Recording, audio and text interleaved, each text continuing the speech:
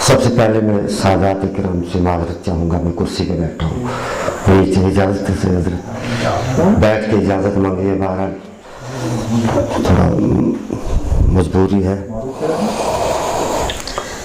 محلہ گلاب والا وقرب و جوار، اہل بیت، بزرگوں، نوجوانوں، عزیز بچوں، پردہ نشین خواتین، خصوصاً علماء رونق اسٹیج، خصوصاً مولانا امتیاز صاحب امام مسجد، السلام علیکم ورحمۃ اللہ وبرکاتہ۔ نبی کریم صلی اللہ علیہ وسلم نے ارشاد فرمایا، دو چیزیں انسان کو لیے لیے پھرتی ہیں، ایک موت اور اس کا رزق، اور موت سے زیادہ تیزی کے ساتھ انسان کے مقدر کا رزق اس کے پیچھے پیچھے چلتا ہے جدھر بھی انسان جاتا ہے۔ تو ذہن نصیب روزی پانے کے بعد مدت دراز کے بعد ہماری ملاقات ہوئی، جو یہ تعریف و توصیف کر رہے ہیں، بڑے بڑے زمانے میں آئے جن کی تعریف ہوئی، آج ان کا نشان تک پتہ نہیں۔ میں اندازہ کرتا ہوں جلسوں میں، مجلسوں میں، پونچھ سے مولانا ثناء اللہ صاحب رحمۃ اللہ علیہ، راجوری سے مولانا دل محمد صاحب، یہ وہ تھے کہ 100 کے سردار تھے یہ، اور بڑی بڑی مجلسوں میں درود و فاتحہ میں ان کا نام تک نہیں سنتا۔ تو حالات بتاتے ہیں کہ زمانہ بھول جاتا ہے، یہ غلط فہمی ہے ہماری، مجھے لوگ یاد کرتے ہیں، تجھے کرتے ہیں، اس کو کرتے ہیں، جو یاد کے قابل تھے لوگ تو ان کو بھی بھول گئے۔ تو لہذا ہم مشت خاک ہی تو ہیں، اگر اس چٹکی کو اللہ نے کوئی کمال عطا کیا تو وہ ہمارا محض ایک امتحان ہو سکتا ہے، اس کے سوا کچھ نہیں۔ تو اللہ کا احسان ہے کہ ہماری گناہگار زبانوں سے وہ اپنے پیاروں کا ذکر کرواتا ہے، تو اس میں کوئی مبالغہ یا کوئی ایسی بات نہیں ہے۔ بہرحال اتنی عرض ہے کہ میری آواز نہیں چل رہی ہے، گلا خراب ہے، مسلسل اس سے پہلے 3 پروگرام میں کینسل کر دیے میں نے، جب آواز نہیں چل رہی تو ڈاکٹر نے بھی کہا کہ آپ زور نہیں لگایا کریں۔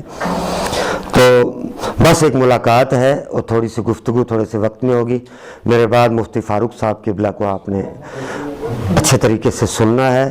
اللہ تعالی ہمیں کہنے اور سننے سے زیادہ عمل کی توفیق عطا فرمائے۔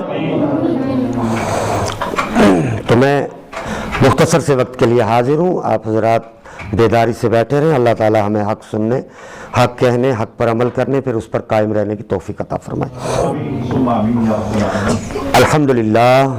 الحمدللہ کفا وسلام علی عبادہ الذین اصطفیٰ صلاۃ تبقی وتدوم بدوام المالک الحی القیوم، اما بعد فاعوذ باللہ من الشیطان الرجیم، بسم اللہ الرحمن الرحیم۔ وَإِذْ يَرْفَعُ إِبْرَاهِيمُ الْقَوَاعِدَ مِنَ الْبَيْتِ وَإِسْمَاعِيلُ رَبَّنَا تَقَبَّلْ مِنَّا إِنَّكَ أَنْتَ السَّمِيعُ الْعَلِيمُ۔ ایک بار دیار رسالت میں محبت کے ساتھ درود پاک کا نذرانہ پیش کریں۔ صلی اللہ علیہ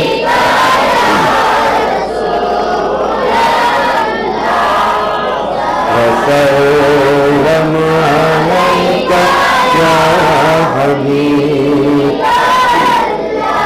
صلی اللہ علیکہ رسول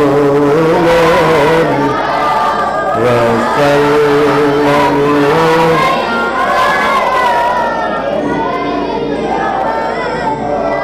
سب سے پہلے حالات زندگی پر ایک قطعہ پیش کرتا ہوں، ملاحظہ فرمائیں۔ مولانا امین صاحب فرما رہے تھے ابھی آپ سے، آپ جب سبحان اللہ کہتے ہیں تو آپ کے نام کا ایک درخت جنت میں لگ جاتا ہے، جس کے تنے، جڑیں، شاخیں، پتے، ڈال سب کچھ سونے کا ہوگا، مگر پھر بھی وہ پھل دے گا۔ تو بہرحال کوئی بات اچھی لگے تو اللہ کی رضا کے لیے آپ سبحان اللہ الحمدللہ کہتے رہیں۔ تو یہ قطعہ سنیں، آواز میری کو آج آپ نہ دیکھے، بہرحال آپ معنی اور مطالب کی طرف غور کریں. نہ پوچھو تم چراغوں سے، نہ پوچھو تم چراغوں سے. فی الحال چراغ آپ ہم اپنی آنکھوں کو تصور کریں. نہ پوچھو تم چراغوں سے کہ باقی تیل کتنا ہے. نہ پوچھو تم چراغوں سے کہ باقی تیل کتنا ہے. اور نہ پوچھو زندگی سے تم کہ باقی کھیل کتنا ہے. نہ پوچھو زندگی سے تم کہ باقی کھیل کتنا ہے. اگر پوچھو تو یہ پوچھو قبر میں سوئے لوگوں سے. اگر پوچھو تو یہ پوچھو قبر میں سوئے لوگوں سے. عمل اچھے اگر ہوں تو کفن میں چین کتنا ہے. عمل اچھے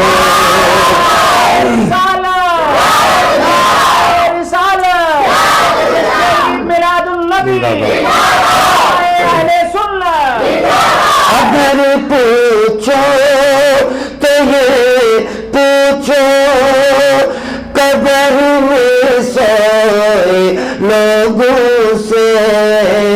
عمل اچھے اگر ہوں تو کفن میں چین کتنا ہے. اگر عمل اچھے اگر ہوں تو کفن میں چین کتنا ہے.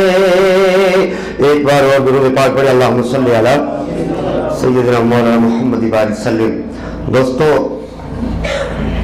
اعلیٰ فرماتے ہیں رہے گا یوں ہی ان کا چرچا رہے گا، پرے خاک ہو جائیں جل جانے والے.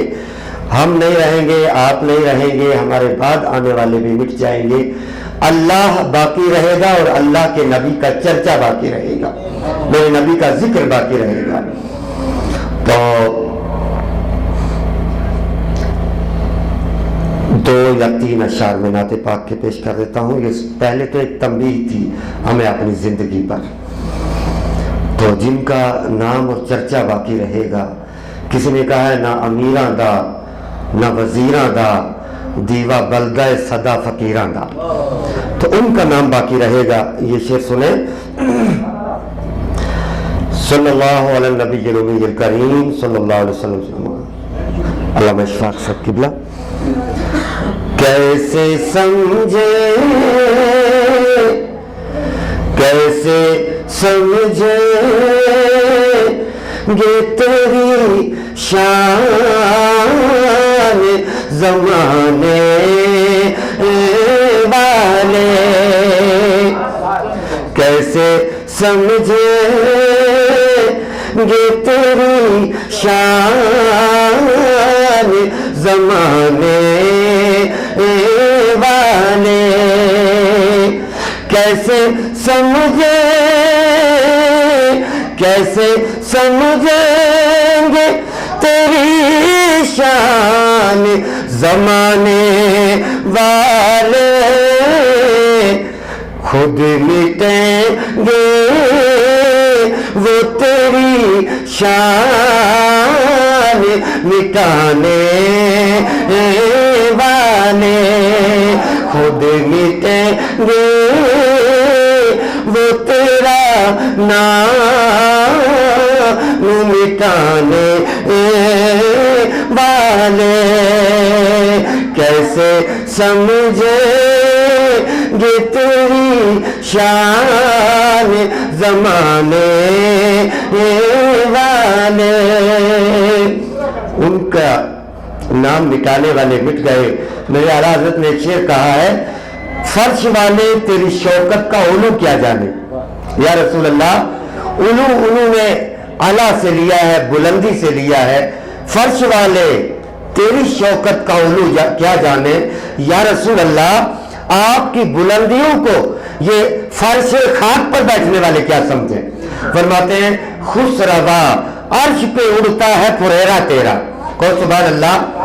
اب عاشق کے پکارنے کا انداز دیکھو. فرماتے ہیں خوش روا, فارسی میں خسرو بادشاہ کو کہتے ہیں. خوش روا اے میرے بادشاہ. اعلیٰ میں کیا فرماتے ہیں خوش روا اے میرے بادشاہ عرش پہ اڑتا ہے پریرا تیرا. ہندی میں پریر کہتے ہیں جھنڈی کو. تو فرماتے ہیں میرے نبی یہ زمین والوں کے تیری بلندیوں کا کیا پتا, تیرے جھنڈے تو عرش پر لہراتے ہیں. کون سبحان اللہ. تیرے میلاد کی جھنڈیاں تو عرش پر جھولتی ہیں. ان فرش والوں کو کیا خبر کہ تیرے بلندیاں کہاں تک ہیں. تو فرش والے تیری شوکت کا علو کیا جانے. خوش روا عرش پہ اڑتا ہے پریرا تیرا. علامہ حجت الاسلام محمد الغزالی رحمۃ اللہ علیہ فرماتے ہیں عاشق اور زاہد میں یہ فرق ہے.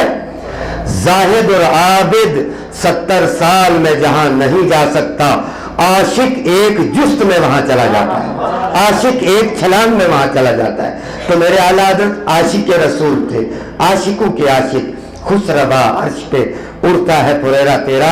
تو عاشق پتہ کیا کہتا ہے خود مٹیں گے وہ تیرا نام مٹانے والے. اور شاعر کہتا ہے کیا ضرورت ہے کہ ہم چاند کا جلوہ دیکھیں. تو پھر کیا دیکھنا ہے, کیا ضرورت ہے کہ ہم چاند کا جلوہ دیکھیں. کیا ضرورت ہے کہ ہم چاند کا جلوہ دیکھیں. ماسٹر جی آگے تشریف لے. ماسٹر جی یہ ہمارے ماسٹر جی المعروف الائچی اور دار چینی کا قہوہ انہوں نے بہت پلایا ہمیں. یہ بہت نیک آدمی. نہیں آپ آگے آئیں گے میں شعر مکمل کروں گا. آ جائے نا. کیا ضرورت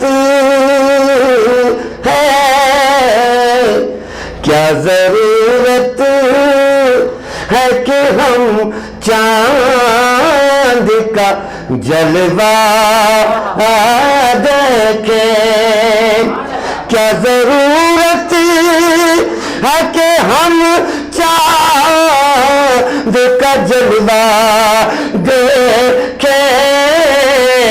ٹھہرو ٹھہرو ٹھہرو ٹھہرو کہ وہ زلف ہٹانے والے.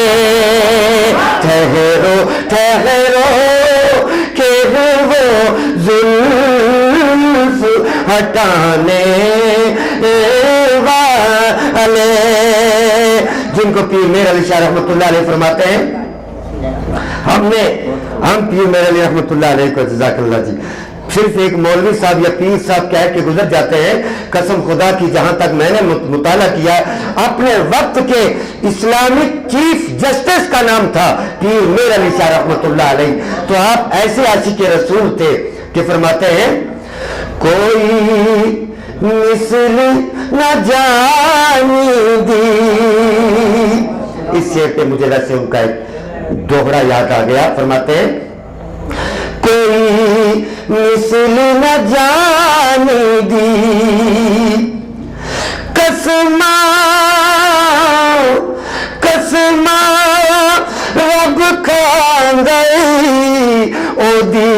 چڑھدی جوانی دی قسم رب چاندے او دی چڑھدی جوانی دی. تو شاعر کہتا ہے کیا ضرورت ہے کہ ہم چاند کا جلوہ دیکھیں. ٹھہرو ٹھہرو کہ وہ زلف ہٹانے والے. اور ایک شعر آخری کہ عاشق کہتا ہے جب میں مدینے کی زیارت کر کے واپس آؤں تو کاش پیچھے سے مجھے ایک آواز آئے. کیا آواز؟ کہ یوں ہی طیبہ یوں ہی طیبہ سے میں نکلوں تو کہے مجھ سے یوں آقا. پیچھے قبر انور سے آواز ہے کیا؟ یوں ہی طیبہ سے میں لوٹوں تو کہے یوں آقا لوٹ آؤ لوٹ آؤ میرے شہر سے جانے والے. او میرے جانے والے عاشق میرے شہر سے مت جا, واپس آ جا, میرے مدینے میں بسیرا کر لے. کہ لوٹ آؤ میرے شہر سے جانے والے. اور آخری شعر کہ دل میں دو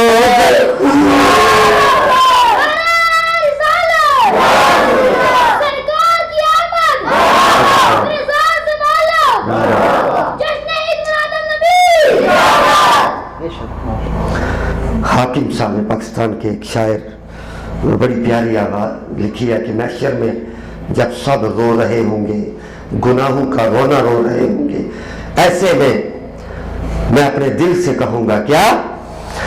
دل میں دوزخ کا کوئی خوف نہیں ہے اے حاکم. دل میں دوزخ کا کوئی خوف نہیں ہے حاکم. آ گئے مجھ کو جہنم سے بچانے والے. آ گئے مجھ کو جہنم سے بچانے والے. کیسے سمجھیں گے تیری شان زمانے والے. زمانے زمانے زمانے والے. ایک بار اور درود پاک پڑھے. اللہم صلی علی سیدنا و مولانا محمد وآلہ وسلم. صلو علیہ الصلوۃ والسلام علیکم یا رسول اللہ. میرے دوستو تو آواز نہیں چل رہی, چلو آپ کہہ رہے ہیں کہ میں دو شعر سنا دیتا ہوں. جی کیا بات ہے, کیا بات ہے. لہجہ اسی انہی شعروں کا ہاں وہ بھی ہے. اس کا مجھے شروع کا شعر جو ابھی یاد نہیں آ رہا ہے. کیا نظارے ہیں وہ سب. ہاں یاد کر سنا دیتا ہوں دو شعر. چلو یہ بھی صحیح ہے. شروع میں آواز تھوڑی چلتی ہے, جب میں تھوڑی تقریر کے موڈ میں ہوا پھر یہ آواز بھی بند ہو جائے گی, پھر کچھ دن کے لیے ریسٹ ہوگی. بہرحال ہمارا گلا کیا, ہمارے ماں باپ اولاد مال و متا ہمارے نبی کی گزرگاہ پہ قربان ہو جائے. ہم بنے ہی اپنے نبی کے لیے ہیں, یوں بھی مر جانا ہے ایسے مرو ہیں کہ نبی کے غلاموں میں ہمارا نام آئے. تو میں چاہتا ہوں کیا نظارے ہیں وہ سہانے سے, کیا نظارے ہیں وہ سہانے سے, کیا نظارے نظارے ہیں وہ سہانے سے جو ہے منسوب آستانے سے جو ہے منسوب آستانے سے کیا نظارے ہیں وہ سہانے سے یا رسول اللہ یا حبیب اللہ کتنے لوگوں کو تم نے بلوایا کتنے لوگوں کو تم نے بلوایا ہم ترستے ہیں ایک زمانے سے ہم ترستے ہیں ایک زمانے سے اور یہ شعر کہ نماز ایک نہ پڑھو مسجد میں بالکل نہ آؤ روزہ بھی نہ رکھو جھوٹ بھی بولو پھر یہ کہو کہ ہم نبی کے غلام ہیں اللہ ہمیں معاف کر دے گا اللہ تو پھر اللہ ہے آپ کسی وکیل کو کسی دنیا دار کو ٹھگ سکتے ہو اللہ کے یہاں تو کوئی رشوت نہیں چلتی ہے تو نہیں کہا کہ اگر اللہ کے قریب رہنا چاہتے ہو تو پھر اللہ کے قریب آؤ اور اللہ کا قرب مسجد میں آ کے ملے گا نماز میں ملے گا اولیاء کے پاس آ کے تو میں نے اسی ضمن میں یہ کچھ خیال آیا تھا میں نے شعر کہا تھا قرب چاہو تو پھر قریب آؤ قرب چاہو تو پھر قریب آؤ بات بنتی ہے آنے جانے سے بات بنتی ہے آنے جانے سے جو ہے منسوب آستانے سے درود پاک پڑھیں اللہم صلی علی سیدنا مولانا محمد کما تحب و ترضی سب سے پہلے دوستوں میں ایک عرض کروں اللہ کی عزت کی قسم یہ منبر رسول ہے میں اس کی قسم کھاتا ہوں دونوں جہان میں سب سے بہترین مجلس ہے جس کے اندر آپ بیٹھے ہوئے ہو کہ یہ جلسے کی میلاد ہے سب سے پہلے میں آپ سے بتاؤں کہ محفل میلاد کیا ہے ایک پوائنٹ آپ اس کو سمجھنا اور میں قرآن سے پیش کرتا ہوں آپ میں سے حاجی کون کون ہے ذرا ہاتھ کھڑے کرو آج کس کس نے کیا الحمدللہ ماشاء اللہ مولانا امین صاحب نے آج کیا الحمدللہ مذاکر صاحب میں آج کر آپ نے دیکھا مقام ابراہیم پتہ کیا ہے ایک پتھر ہے اصل میں شرع کا حکم یہ ہے کہ احتیاطاً نماز پڑھتے ہوئے اگر قرآن مجید بھی آپ کے سامنے ہے اس کو بھی ایک طرف رکھ دو کیونکہ نماز خالصۃ للہ پڑھی جاتی ہے توحید کے اندر کوئی ملاوٹ نہیں چلے گی ہے نا مگر آپ جب دوگانہ 2 رکعت نفل مقام ابراہیم پر پڑھتے ہو